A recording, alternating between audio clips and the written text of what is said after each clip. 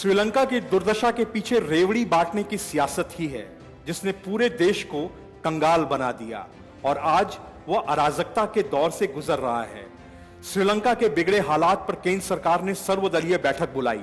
बैठक में विदेश मंत्री एस जयशंकर ने कहा कि भारत स्वाभाविक रूप से श्रीलंका में बहुत गंभीर संकट से चिंतित है और इसे एक बड़े सबक के तौर पर ले रहा है।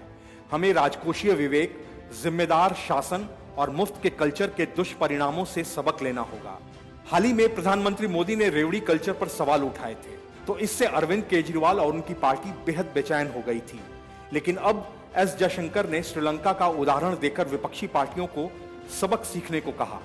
सर्वदलीय बैठक में कांग्रेस से पी चिदम्बरम और मनिकम टैगोर, एनसीपी से शरद पवार, डीएमके से टीआर बालू और MM Abdullah, M Thambidurai, TMC से सौगत रॉय, नेशनल कॉन्फ्रेंस के फारूक अब्दुल्ला, आम आदमी पार्टी के संजय सिंह, टीआरएस के केशव राव, बीएसपी के रितेश पांडे आदि शामिल होने पहुंचे।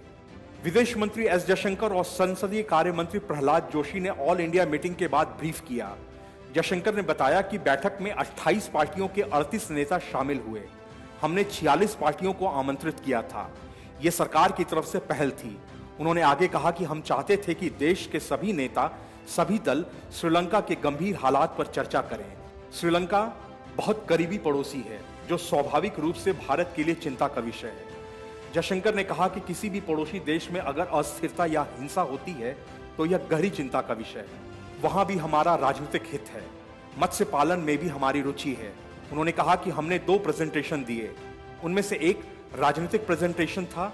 कई सदस्य चिंतित थे श्रीलंका को लेकर हमारे लिए क्या सबक है। हमारी अच्छी चर्चा हुई। सदस्य जानना चाहते थे कि हमने श्रीलंका के लिए क्या किया है। हमने मानवीय पहलू को ध्यान में रखा है। विदेश मंत्री ने कहा कि लगभग सभी राजनीतिक दल के नेताओं के साथ चर्चा हुई कि हम आगे कैसे बढ़ें। आगे देखेंगे कि हम क्या और भूमिका निभा सकते हैं। हमारी सद्भावना स्पष्ट है। हमारे लिए पड़ोसी पहले हैं। Bureau report, news of India.